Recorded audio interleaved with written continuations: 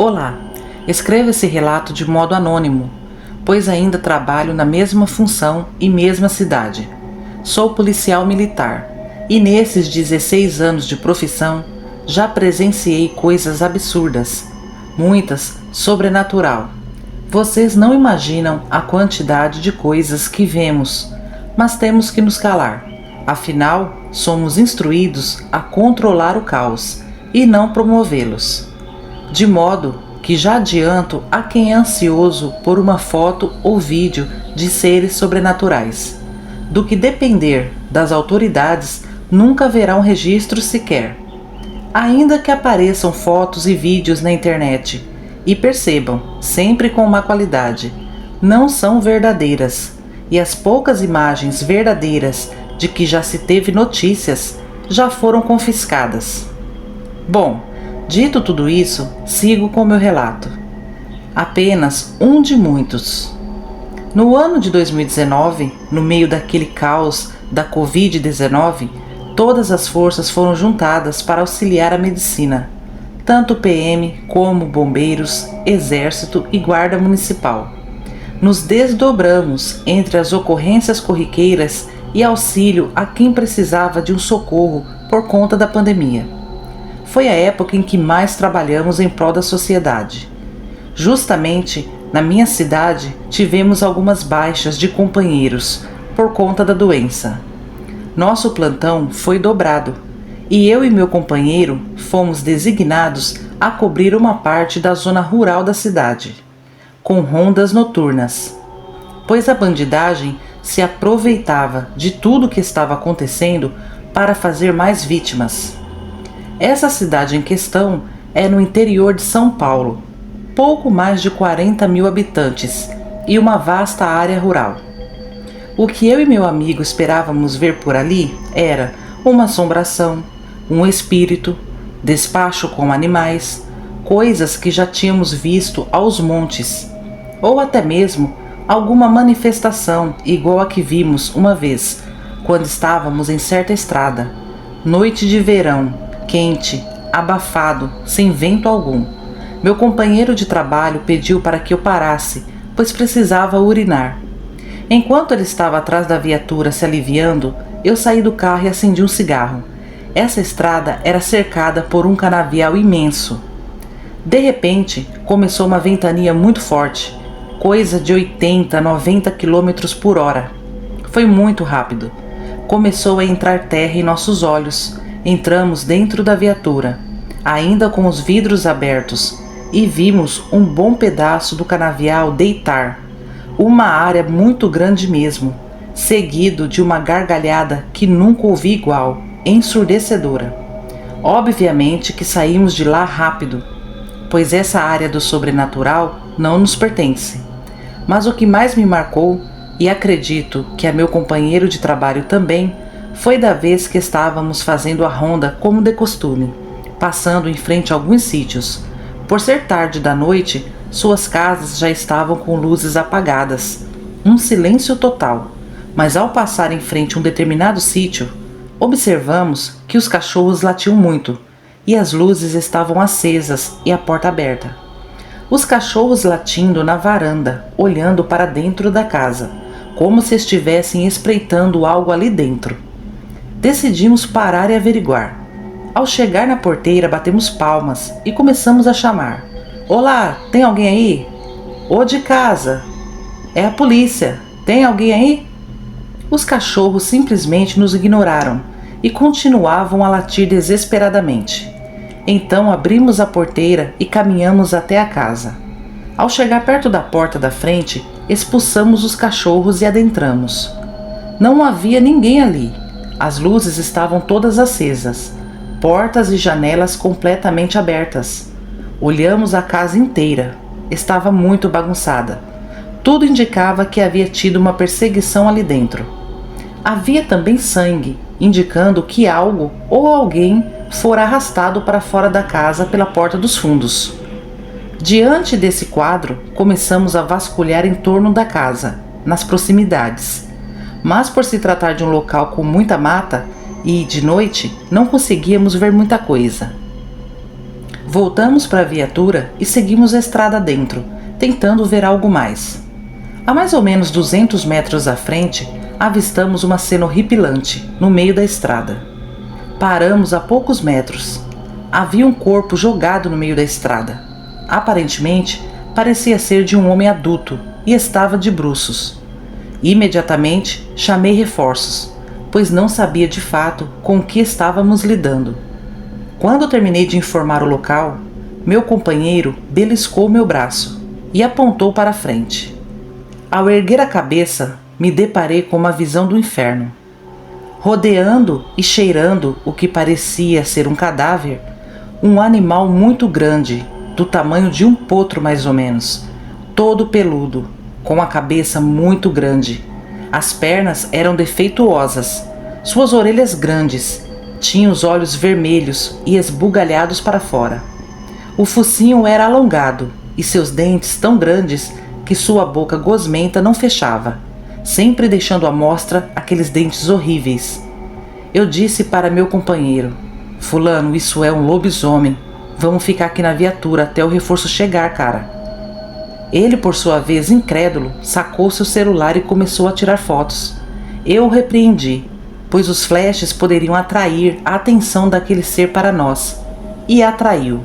O lobisomem se virou para nós e ficou em pé, mostrando seus dentes e suas garras, que eram absurdamente grandes. Ficamos em choque, paralisados de medo.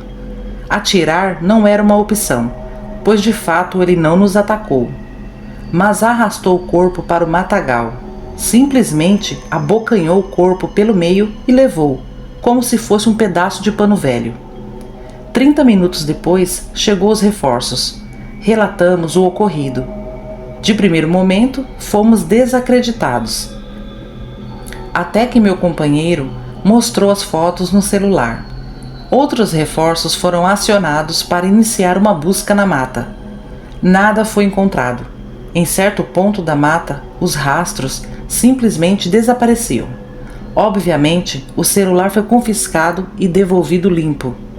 Não precisou ser dito mais nada sobre esse avistamento. Já tínhamos entendido o recado. A tal pessoa continua desaparecida até hoje. Esse foi um dos casos sobrenaturais que mais me marcou. Boa noite.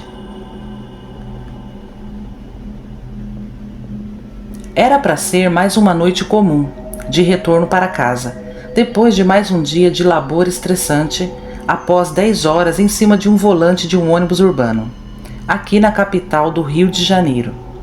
Me chamo Marino, tenho atualmente 66 anos, moro num bairro chamado de Vendas de Varandas, região oeste aqui do Rio. Hoje eu sou aposentado. O fato se deu no ano de 2014, ano da fatídica e malfadada Copa do Mundo no Brasil. Eu fazia uma linha de ônibus que ia do centro do Rio até o terminal Campo Grande. Fazia o horário de saída do centro às 22 horas e 10 minutos, com término às 23 horas e 40 minutos na rodoviária. A garagem não era longe. Naquele horário, levava em média 20 minutos.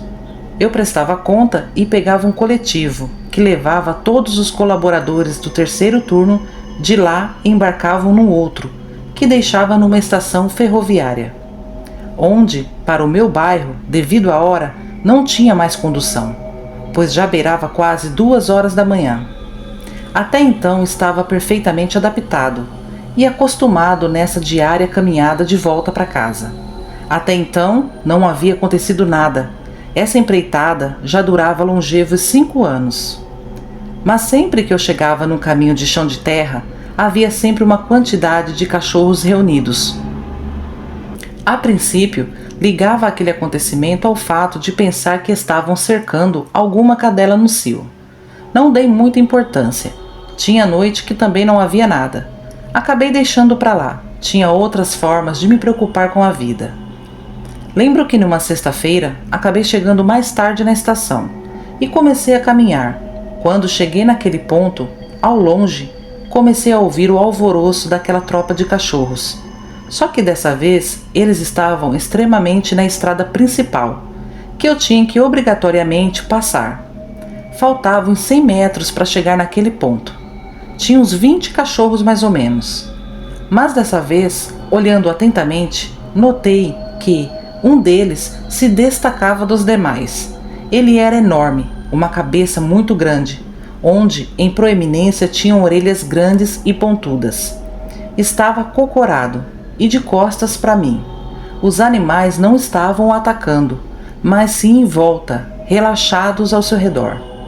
Alguns deles vieram me receber e me cercar.